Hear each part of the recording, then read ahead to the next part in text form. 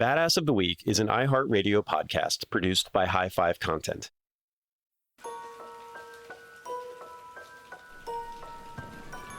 Sister, wife, niece, great-granddaughter, and now mother of various emperors, Julia Agrippina Augusta herself draws a shabby cloak around her head. An assistant furtively shows her into the quote-unquote kitchen. A woman looks up from an array of herbs, mushrooms, and ominous-looking bottles, and also a dead rat. Mistress Julia, Locusta, I need to discreetly get rid of certain persons who might be trying to get rid of me in turn. Locusta smiles. Oh, let me check in the back.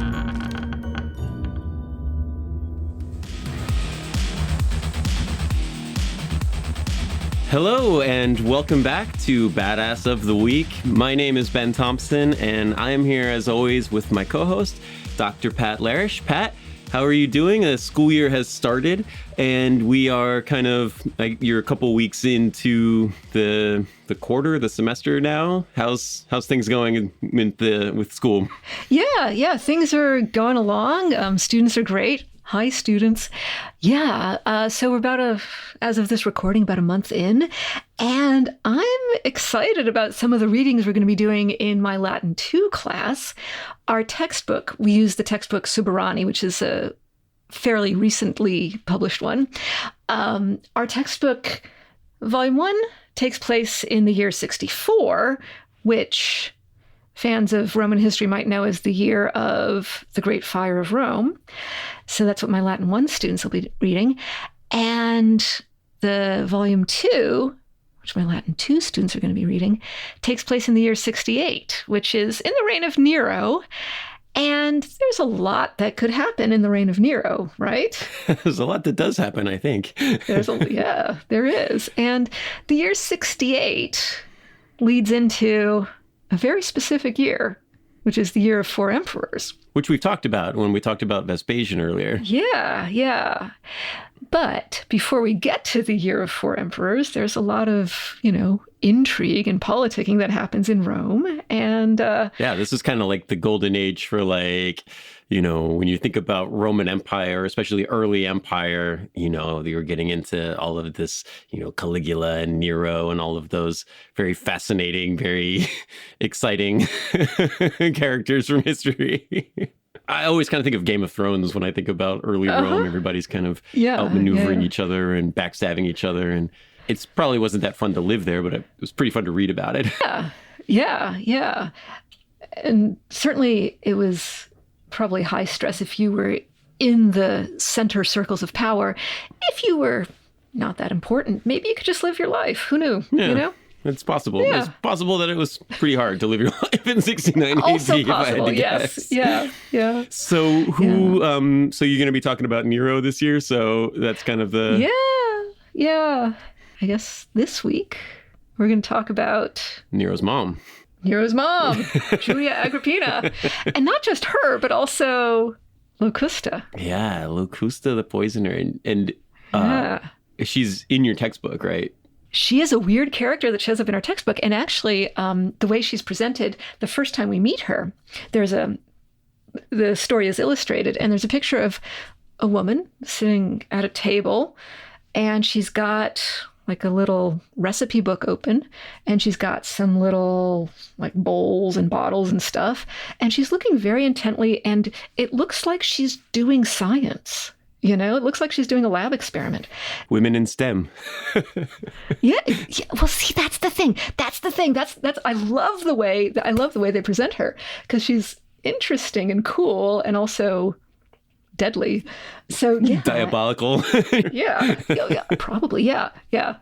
So this woman, Locusta, is presented as someone who's very dedicated to her craft, which happens to be poison.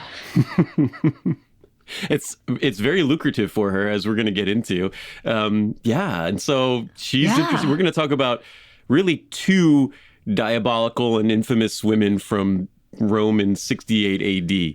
So yeah, this week we are going to talk Locusta the Poisoner. We're also going to talk about the woman who elevated her to the position of prominence. She gave her tenure, I guess, as a poison instructor, made sure she never ran out of materials, poultices, or targets. Yeah, Nero's mom, Julia Agrippina the Younger, she's sometimes referred to. She was extremely ruthless and power hungry as well. And I've written about her in the first Badass book, and she's one of my favorite characters of Roman history and possibly ever. I think she's amazing, and I love reading her stories, and kind of through her you can track the beginnings of the Roman Empire. She's kind of juiced in with everybody who's anybody up until you get to the year of four emperors. And one of my favorite things with Agrippina was, at least according to Tacitus, when she was young, an astrologer predicted that her son would kill her, and she said, "That's fine as long as he becomes emperor." We're going to talk about her right after this break.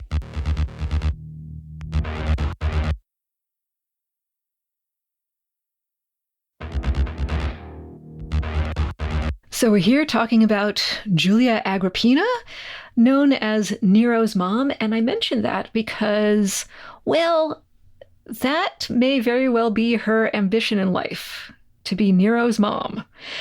Because, well, she was a woman from an elite family in the Roman Empire. And what does it mean to be a woman from one of the elite families of Rome? How do you gain power? How do you wield it? What are your ambitions in life? I'm assuming that one wants to wield power. Some women from elite families might have just wanted to kind of stay behind the scenes and do a little bit of matchmaking and also weave or maybe eat olives or whatever, Just be rich. Just be rich and chill. Be rich, hang out with, eventually your grandchildren or whatever, and just kind of, I don't know, live a good life, But that's not Julia Agrippina. No, her definition of a good life is having as much power as possible. And this is the Roman Empire, which I'll sometimes refer to as the Principate, because there's a guy in charge who's the emperor. The Roman word is princeps, which is a little bit of a euphemism because it means like first in the sense of, oh yes, first among the citizens. And so it sounds a little more egalitarian than it actually was, because Rome was still kind of pretending to be a republic, kind of, anyway. So how do you gain power if you're Julia Agrippina? Because this is a very male-dominated line here. You're the first guy in Rome, right? And options are limited for women to be the emperor. Yes. So a woman is not going to become the emperor or the princeps. But there are lots of ways for women to wield influence and power behind the scenes. Even this power behind the scenes isn't 100% behind the scenes, because we know that, say, Augustus's wife, Livia, was pretty influential. She got her image on coins. The Senate granted her the title of Augusta, which was a pretty big deal. Livia was awesome, from what I understand. Like she kind of was able to pull a lot of strings and make a lot of things happen for the empire. Yeah, and Julia Agrippina is, growing up like a generation later, knowing the stories of, maybe she was even alive for part of Livia's life. She overlapped with Livia a bit. That's one of her role models. She's like, okay, if, Livia could do this, maybe that's a possibility for me too. I might not be able to become actual emperor, actual princeps, but maybe I could get my son on the throne. I mean, that's a classic motive, right, throughout history. Yes.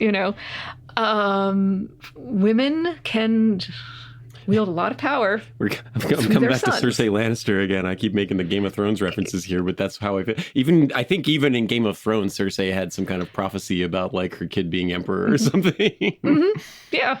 Livia was actually deified after her death. Not immediately after her death, but her grandson Claudius, whom we'll hear about later for other reasons, did get the Senate to declare her a goddess. Wow. The deified Livia, which is cool, right? Totally cool. That's pretty awesome, actually. Doesn't happen to many people. In some ways, maybe Agrippina may have even outdone Livia when we consider her whole career. Julia Agrippina is really tied in with the elite and the prominent families of Rome. Her father was Germanicus, who was a great war hero of Imperial Rome. Germanicus was descended from Augustus and Mark Antony, which means Agrippina's bloodline was already pretty royal. As for Germanicus, he was a famous Roman hero. He destroyed a bunch of rebelling Germanic tribes and kicked their ass so hard that that's why they call him Germanicus. Well, Tiberius, the current emperor, was growing a little jealous, worried about Germanicus and his rising popularity, so he had him poisoned. Which will be a theme in this episode, poisoning. So Tiberius soon retires from being emperor, gets poisoned himself, and everyone's like, well, crap, who should be emperor then? We all liked Germanicus, but he's gone, so what about his son? Yeah, that should be fine. He'll be a good emperor, no doubt. So they grabbed Germanicus' son and put him on the throne. And Germanicus' son was Gaius, also known as Caligula. What could go wrong? Yes. So Caligula gets to the throne, which means that our friend Julia Agrippina is now, if you do the math, The sister. Go ahead. Sister of the emperor. Yeah, which sounds pretty cool. Pretty great. Caligula was very close to his sisters. That's maybe a little too close, depending on which anti-Caligula source fake news you want to believe. Yeah. Whatever the details, Agrippina apparently was very influential over Caligula, or Gaius, if you prefer his more official name. And with Caligula as emperor, well, if Agrippina's influential, he's going to manage to get her image placed on the coins. She lives in the imperial palace. She's awarded the rights and privileges that are also awarded to the Vestal virgins. Which, knowing what we're going to know about Julia Agrippina, seems ironic, right? Yes. In a certain sense, yes. So what are the privileges of the Vestal virgins? Yeah, so if you're a Vestal virgin, okay, it is true that there are a lot of constraints on your life.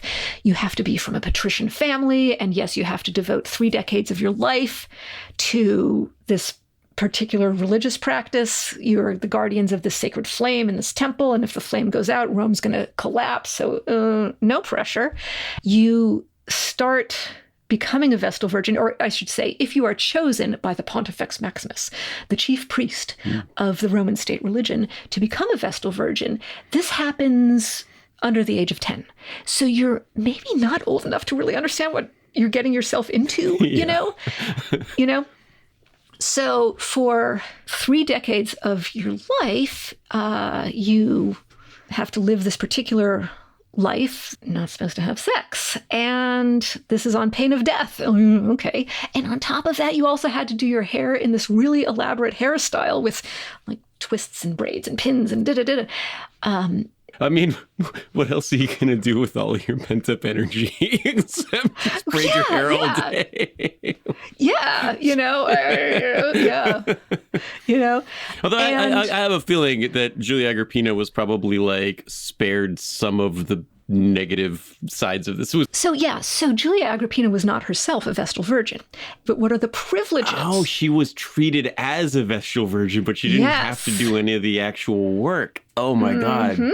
Yeah, you could own property, which was not a thing that women were legally allowed to do. You could sign contracts. Most women in Rome had to have a male relative sign contracts for them. And if you were a Vestal virgin, you could bequeath property to women.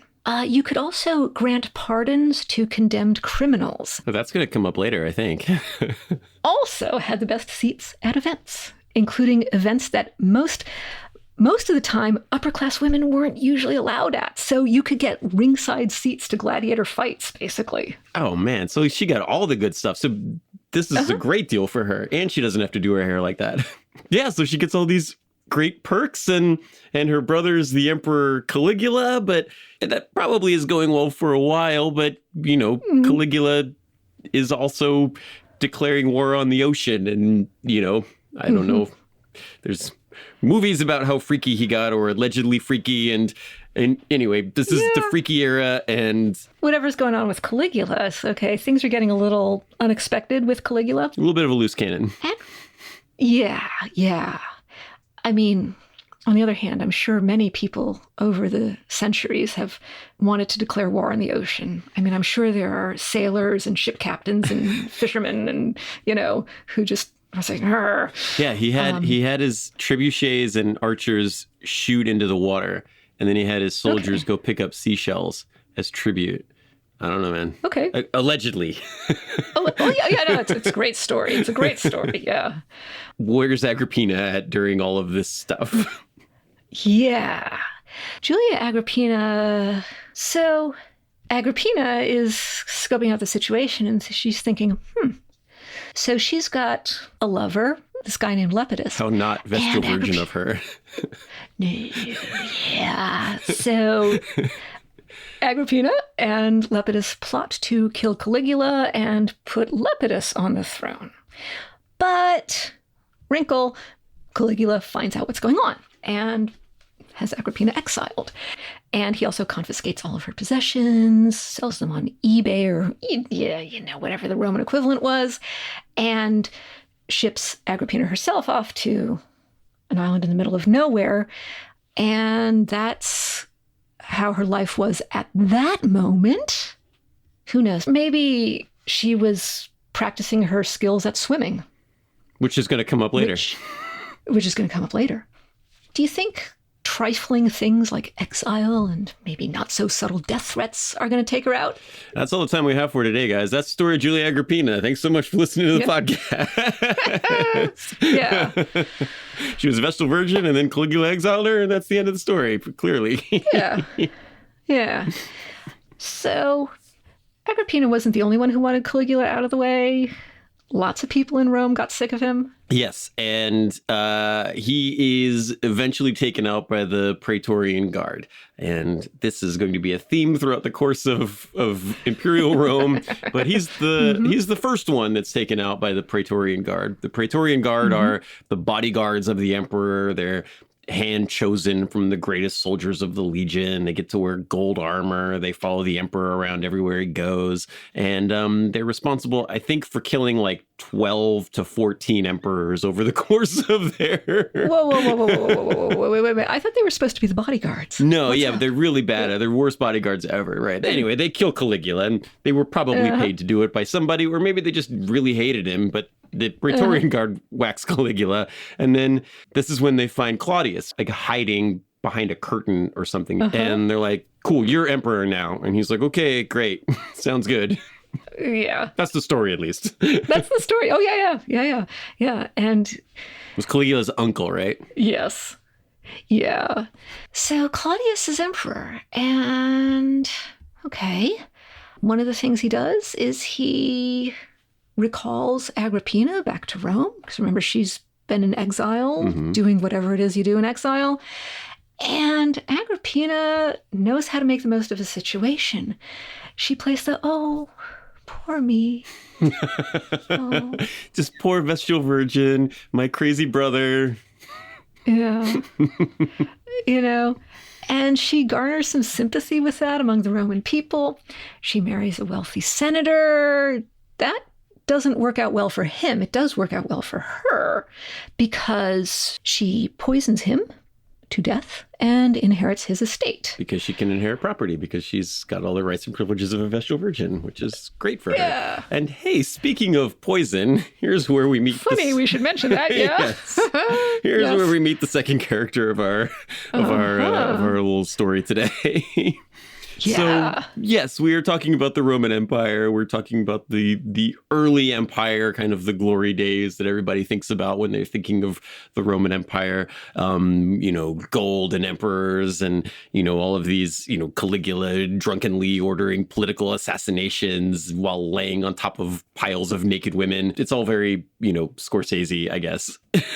But if you were a powerful Roman, like a Julia Agrippina, perhaps, and you did need somebody, maybe a husband, maybe a hated arch nemesis, you needed somebody taken out of the picture, you needed somebody in your sphere of influence to have a heart attack and maybe fall off a building in the process and land on a sword. Yeah. You needed someone to not be where they currently were, which is in your way. Right, exactly. So one of your options was to call Locusta of Gaul. So she was a all-natural, free-range, organic chemist assassin, and she was very good at her job. She's kind of this Black Widow of Imperial Rome. She is going to take people out. If you need them taken out, she's an expert. We don't know much about her before she shows up in Rome. And that's kind of when she starts rising to prominence. So she was inventive. She was intelligent. We know this. We know she knew a lot about herbal lore. We know she was making extracts from various plants and fungi and kind of finding new and interesting ways to take people out in ways that might not come back to harm her employer. So she would test her concoctions on animals to try to test their potency and try to find these perfect toxins, perfect cocktails of drugs that you could pour into somebody's drink and pour it into their wine and give them a heart attack. Yeah. And do you want something fast acting? Do you want something slow acting? Yeah. Do you want to see them die or do you want to be really far away when they die? Let's find out. It's going to cost you a different, it's a different, it's a different menu. Either way, she is a good friend to have when you are a Julia Agrippina. Yes, definitely. So Agrippina's goal wasn't wealth, or it wasn't wealth per se. It was power, which wealth facilitates. She's gotten a sense of what it's like to be close to the emperor. These senators aren't going to cut it after having been the sister of the emperor. Yep. Now, her primary obstacle is Claudius's wife, Messalina. This is Messalina who, at least according to our sources, was famous because she was a woman of loose morals. Pretty famously, right? Yes, yeah. And some of that may be exaggeration by our sources, which, as we've said, are biased. Whatever. It doesn't take much for Agrippina to... But some of them might be propaganda from Agrippina. It might have just been a smear campaign against her by Agrippina. Yeah, maybe, yeah.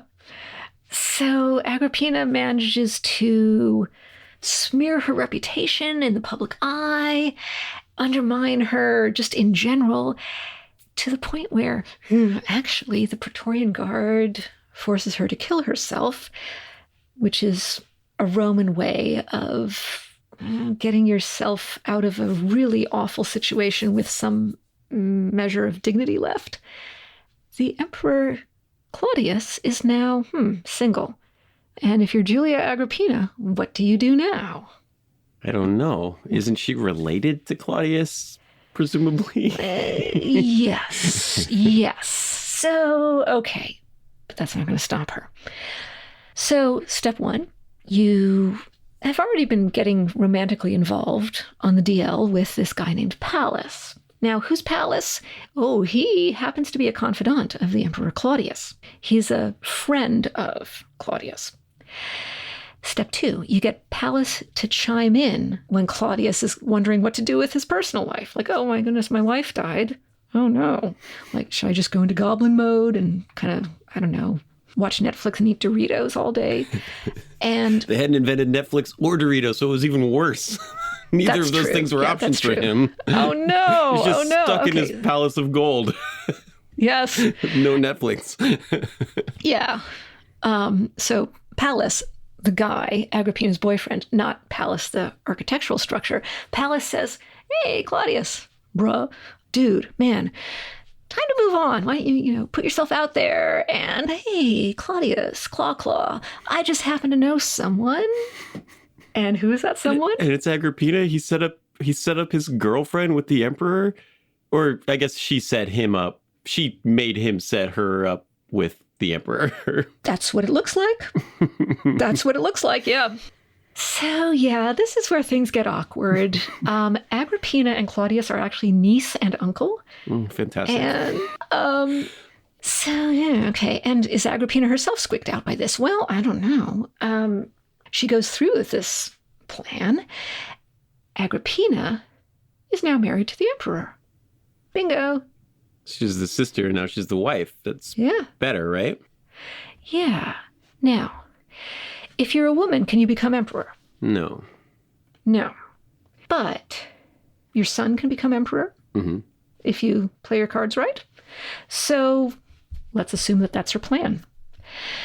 Agrippina is so committed. Okay, I guess if you want to decide that her plan, her ambition all along is to get her son on the throne because that's the closest she can get to becoming emperor, then you can look at everything she does in that light. You know, she had taken out Messalina. She also takes out another woman called Lolia Paulina, who is a woman who might have married Claudius had Hurricane Agrippina not swept in and gotten her accused of sorcery. Right, as you do, yeah. She gets exiled, and then she doesn't get poisoned, but she does do the Messalina thing and is convinced by the Praetorian Guard to kill herself. Yeah. It can be pretty convincing. Oh, yeah. So, yeah. And this is Agrippina. She wore a gold cloak. She traveled in these special carriages, carpenta, usually reserved for Vestal virgins and holy artifacts. Which she was. Probably both, actually, at this point. It is, in a certain sense, yeah. And we've met 6 of her boyfriends by now, and she's sleeping with her uncle, but she's still a Vestal virgin. It's fine. Yeah. And, you know, she worked the system for her own purposes, which you might consider nefarious or you might consider rational, given the horizon of expectations available to a woman of her status at the time. She took out people who got in her way without being too obvious about it. And, you know, it's like, why use a chainsaw when you could just get other people to use a scalpel? Or poison. Behind the scenes for or poison, yes. A chemical scalpel. She allegedly took out her enemies in the government, in the imperial family, in the palace, you know, the Praetorian Guard, She took out everybody from powerful senators to her own sister-in-law. And she established her place as alpha gal, you know? She's at the top of the food chain, the political food chain, or whatever metaphor you want to use here, you know? Yeah, she's boss lady. Boss lady, yes, totally boss lady. Total girl boss. Yes, yeah. In a system that did not have official recognition of a girl boss. Yeah. Only boy boss, you know? Yeah. Sometimes she managed to get people killed outright. Sometimes just removed in other ways, you know, exiled, sent there, discredited, just, you know, arrested, demoted, you know, maybe forced to commit suicide, maybe, yeah. Maybe committed suicide, but we don't know if they were forced to or not. Yeah. So we prefaced her as being Nero's mom. And so that has to happen soon, right? Yes. Now that she's on top of the game, she's on top of the world, she's running Rome.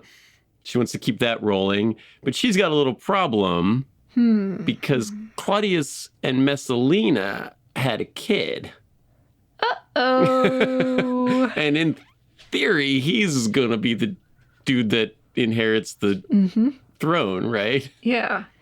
The son named Britannicus. Yeah.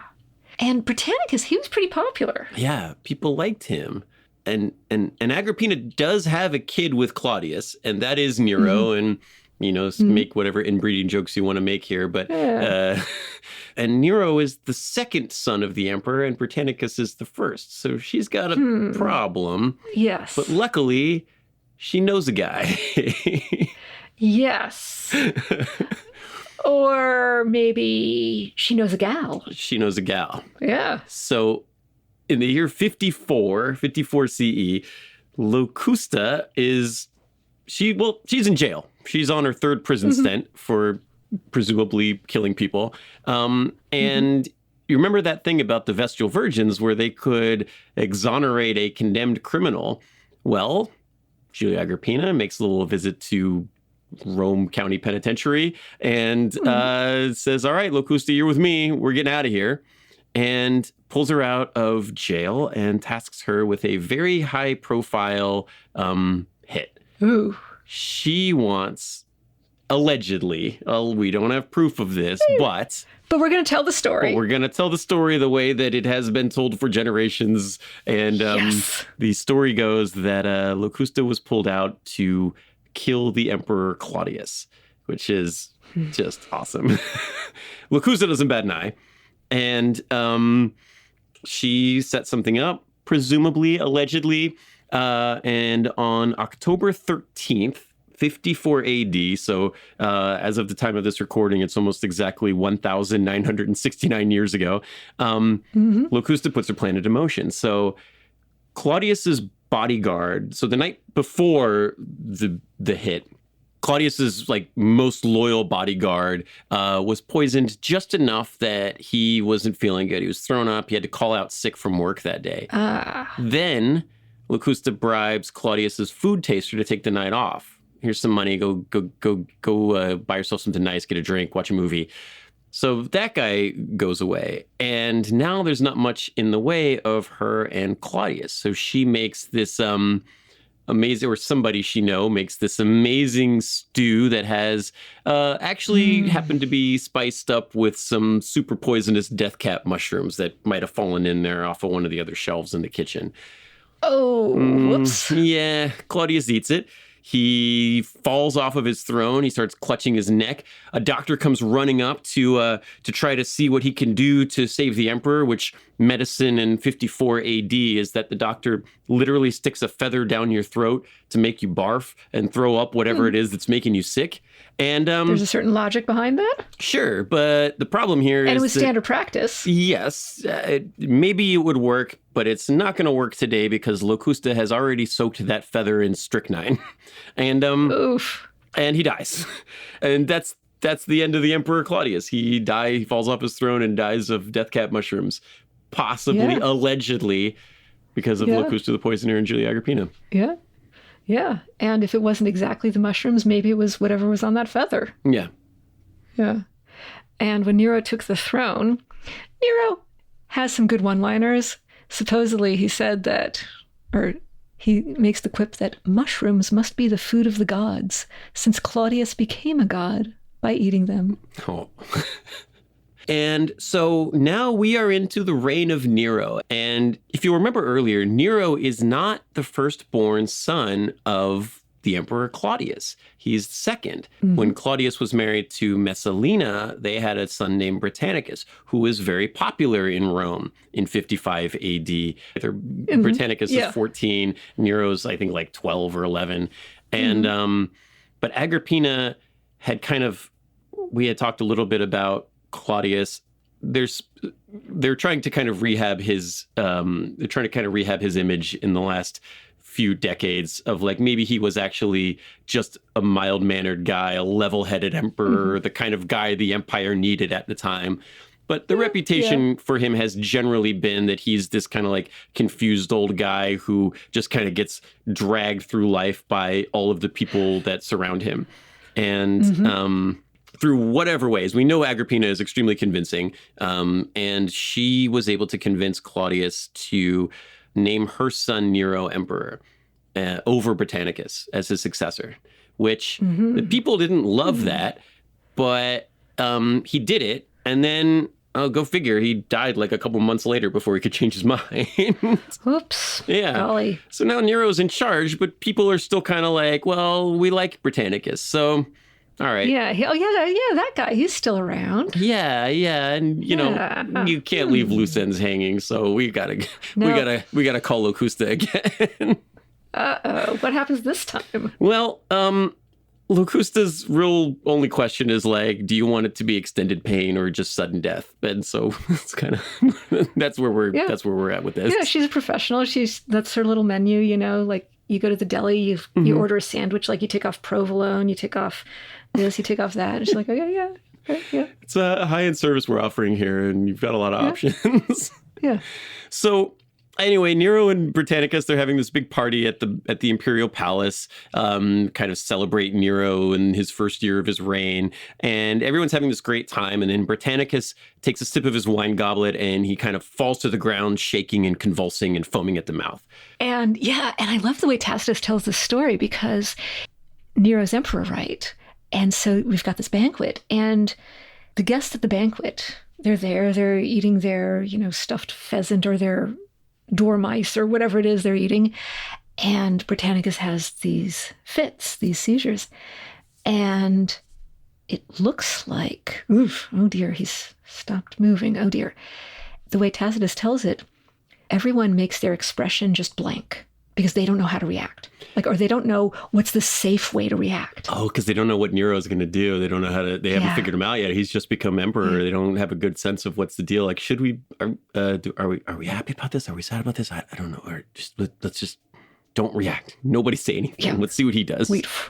Wait for our cue. And then Nero says, oh, yeah, Britannicus gets these seizures all the time. Oh. And everyone's like, oh, yeah, okay, that must be it. He must be having one of these things. This is perfectly normal. Yes, let's go eat some more olives or whatever. Whatever. Not what he had, but something else. Okay, yeah, exactly. Yeah. And then, Britannicus dies. Because that's what happens, because he was probably poisoned to death probably by Locusta, probably at the request of Julia Agrippina. Yeah. And we're not saying these are good people. We're saying that they're that they're badass, and that doesn't badass does not imply role model, and it does not imply goodness or like moral honesty. I'm sure there were some very, very moral, very good Romans in these days who were giving alms to the poor, and they fed their dog and they went to work every day, but generally speaking didn't poison people. Generally speaking, with their entire life without committing a single crime, and that's great. Yeah. And that's the kind of life we should all live. But that's not as good of a story as I just whacked the emperor and his son. Yep. All right. So now we've got Nero in charge, and Julia Agrippina has been the sister, the wife, and the mother of emperors. And we're going to get into the mother of emperors right now after this break.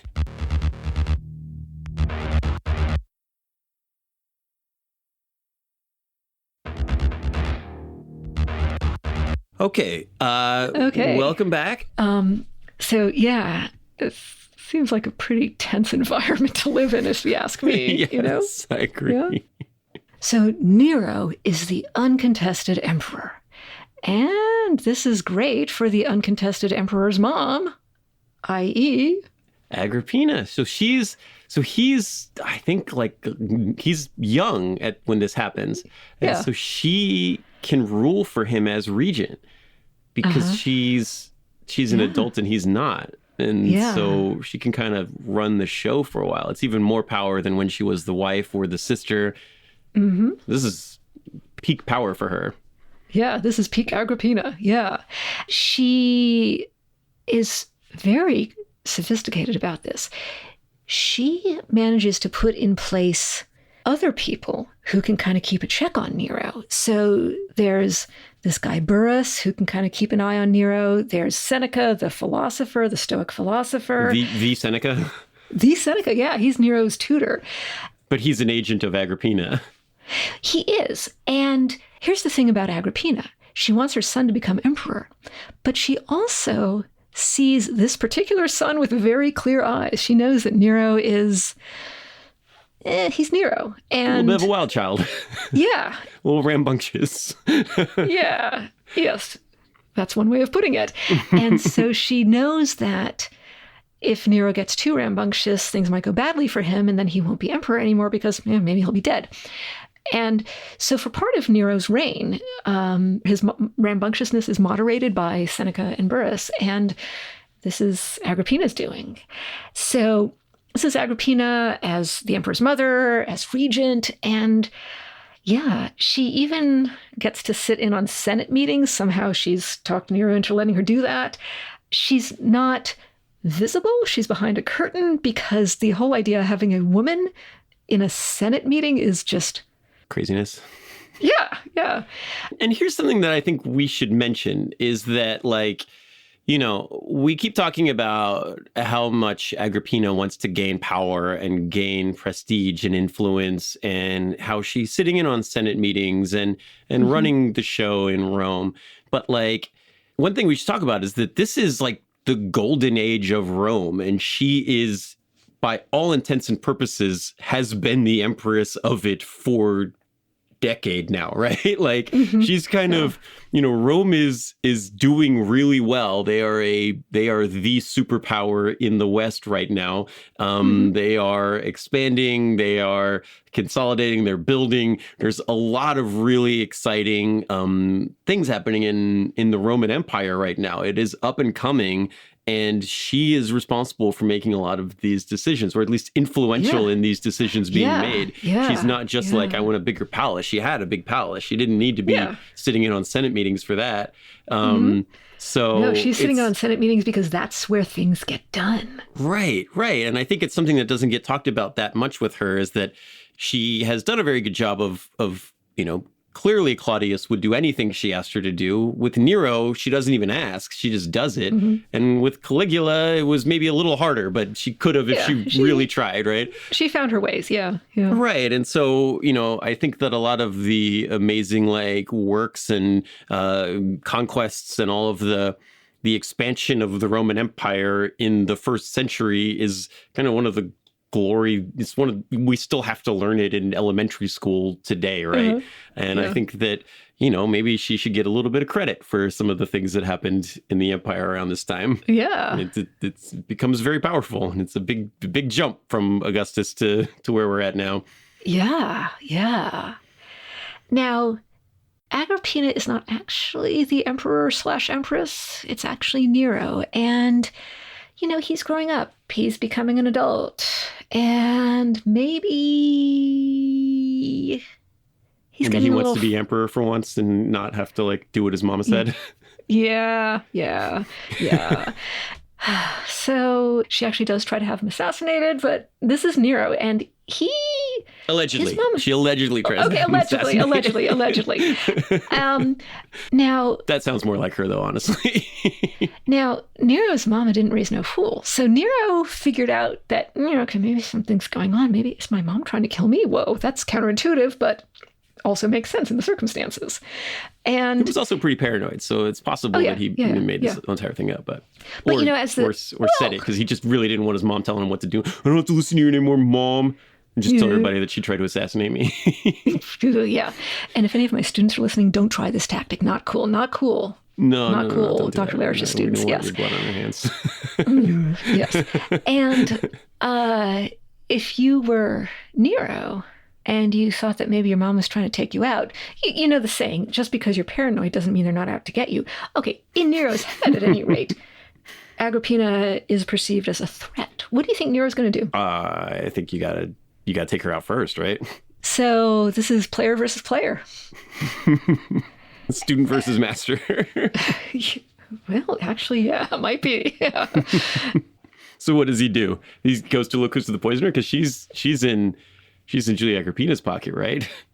Well, so yeah. So not only is Locusta, or at least as far as we know, probably still in Agrippina's pocket because Agrippina would not squander a relationship like that, but also Agrippina, probably with the help of Locusta, had spent her entire life building up resistances to most of the common poisons on the market out there. I love that.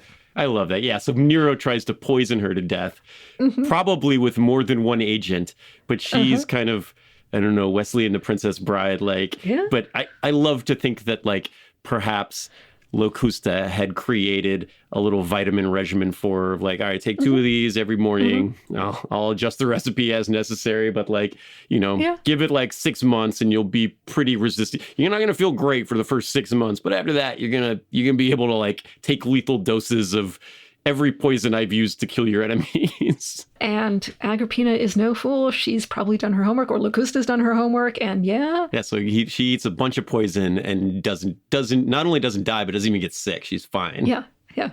Oof. Poison is off the table. It's like Rasputin. I think Rasputin ate 13 poison cupcakes and drank a bottle of poisoned wine, and he still didn't die. He didn't even get sick. Yeah. So if poison is off the table and you were Nero, what would you try next? I know the answer to this, but I want you to tell the story because I love this. Okay. This is one of my favorite Agrippina things. Is that like, yeah, the murdering and killing and running Rome is great, but like she is just famously impossible to kill. Yes. Yeah. But he goes the Wile E. Coyote route. Yes, That's he what does. he decides to do with it. Yes. Now, he can't actually drop a literal grand piano on her because that hasn't been invented yet. But he tries to crush her to death by causing the roof of a building to collapse on top of her. And she survives. She crawls. The thing works. The ceiling falls on her head, and she crawls out of the rubble and lives. Yeah. Yeah. Okay, so Agrippina, who is very much alive, she's out on a lake. She wants to go out on a lake. She has her usual boat. It's like a pleasure yacht or whatever. And for whatever reason, by coincidence, that boat is not available. It's like in for repairs or something like that. And she has to take out another boat because obviously you have more than one yacht. When she goes out on this boat onto the lake, oh no, it sinks, it collapses, oh no. But you're Agrippina, the boat's going down. She escapes, she jumps overboard, she swims to the shore. And there's some speculation that this was a boat that was like totally rigged to do this, or some kind of contraption to like sink the ship while she was on it. Yeah. No, you're gonna have to do better than that and drown me in a placid lake. Yeah. So he tried to poison her. He dropped the building on her head. He tried to drown her. So what's next? Well, okay. So TLDR, eventually he just has her stabbed to death by assassins with, daggers and swords and whatever. Supposedly the story is that when these assassins come with their swords and their daggers, she points to her torso, to where her womb is, and says, okay, stab me here. Stab me in the part of my body that produced Emperor Nero. That's baller. It's baller. That is a really, that is a stone cold last words. Stone cold. Yep. Yeah. Because that's like that's a painful death too. And she would know it, right? Like that is not, the gut wound is like the worst one, right? Yeah. Yeah. If you remember what the astrologer foretold, that, oh yes, her son will kill her. Yeah. Yeah. But he will be emperor. Yeah. And she's like, yeah, I'm cool with that. Like, it's okay if he kills me as long as he becomes emperor, because I guess that was her goal. So, yeah. And he did. It's like the Sith, right? Like the student has to kill the master, right? Something like that. Like, oh, you got me. All right. The collapsing building thing didn't work out. You just gotta, send the army. And like, but the thing with that is it's hard to make that look like an accident. So her being stabbed to death by the army was actually, it was pretty clear what happened here. And a lot of people who maybe thought Nero was kind of a fun dude to have at a party kind of turned on him and were like, maybe this guy's actually a psycho. Yeah. And supposedly he did express guilt over having killed his mother, and like, okay, but that's also coexisting with the fact that he did actually kill his mother. So yeah, he still did it. Yeah, he still did it. Yeah. And yes, that's Agrippina. And so she's no longer on the scene, and she was complicated to say the very least, and very strong-willed. I mean, yes, yeah. Yeah, I love Agrippina. I think that story is so great because when you talk about her, the story of early Roman Empire can be told through her. You've got her being the sister of Caligula, the wife of Claudius, the mother of Nero. And then after she's kind of no longer a stabilizing force for him, or at least running the show on his behalf, and everybody kind of turns on him a little bit, or like, oh, you killed his own mom. Like, this is pretty messed up even for him. And, kind of... That's when we kind of get the stories of him playing the fiddle while Rome burns or whatever. Yeah, well, the lyre. Fiddles weren't invented yet, but playing a lyre That's the story. Yeah. Anyway. So Agrippina's no longer with us, but Locusta is still with us, and she's now out a boss. So Nero goes to Locusta the Poisoner, and he says, like, hey, you want to work here? And she says, yes, of course I want to work here. Yeah, girls got to pay rent. Yes. I still have a lifestyle to maintain here. And so for the next 14 years, which is a long time. Oh, wow. Yeah. For the next 14 years, Locusta is the personal poisoner for the Emperor Nero, who is kind of famously remembered as one of Rome's most ruthless emperors. She gets to have her experiments. He makes sure that she has everything she needs to do her thing. She lives in this really huge villa. She actually opens a school for like a, alchemy school or a botany school or whatever, but she trains other women to do what she's doing. So she is training other women on how to, make people bleed out of their eyes and nose at the same time. I don't know, but or not bleed out of your nose and eyes and just sort of, quietly stop breathing. Yeah. Or maybe there's some medicine involved here. Maybe she did some good things too. We don't remember any of that stuff about her. But that's not how she's remembered. The sources tell the stories that they choose to tell. Yeah. Yes. Yeah. We know that she was a chemist and a biologist and a botanist, and she cultivated and grew various plants and made all of these interesting poultices and potions and, and trained other women how to do this. And she was kind of remembered as Nero's assassin. We don't have a number and can't hazard a guess on how many people she might have been responsible for their deaths. And I always kind of find the counting aspect of this grim, it just is in general. Grim, But so she was the poisoner for Nero for 14 years, which is the rest of his reign. It all kind of came to an end in 69 CE when everybody had just kind of finally had enough of Nero. They were done with him. He gets deposed by the Senate. He's briefly put under damnatio memoriae. And he is sentenced to death by being beaten with iron rods until he stops moving, which sounds just awful. It sounds awful. It sounds very undignified for a member of the Roman elite class to die. Yeah, the Julio Claudius, the emperor, we're going to beat him up with iron rods until he dies and then probably throw him down the steps of the Senate or whatever. Well, Nero doesn't like the idea of that either. And he always kind of like a James Bond villain or something. He always carried a special suicide poison pill that Locusta had given him. And he was just basically like, okay, if the jig's up, like eat this real quick so you don't get, humiliated or imprisoned or captured or anything else. But on the day the assassins came to get him with the iron rods, he didn't have it on him. For whatever reason, he had forgot to stick it in his toga before he left that morning. But he did have a knife, so he stabs himself to death with a knife to avoid being beaten up with rods.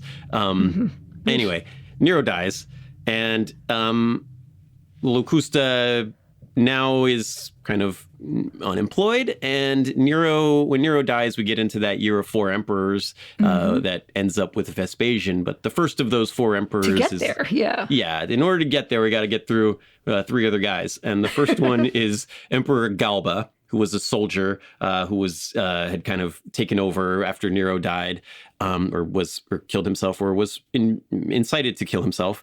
So Galba takes over, and Galba, everybody was sick of Nero. Galba, he's sick of Locusta, and he's kind of tired of these 2 decades of people being poisoned and dying, and maybe she's stopped being quite so subtle about it. And anyway, one of Galba's first acts as emperor, and only acts as emperor, because I think he's only emperor for like 3 months, but he has her dragged through the streets in chains and publicly executed. And that's Locusta's end. She should have saved one of those poison pills for herself, I guess. But but those are 2 very infamous women of Rome who had their reigns of terror that had a little bit of overlap on the Venn diagram.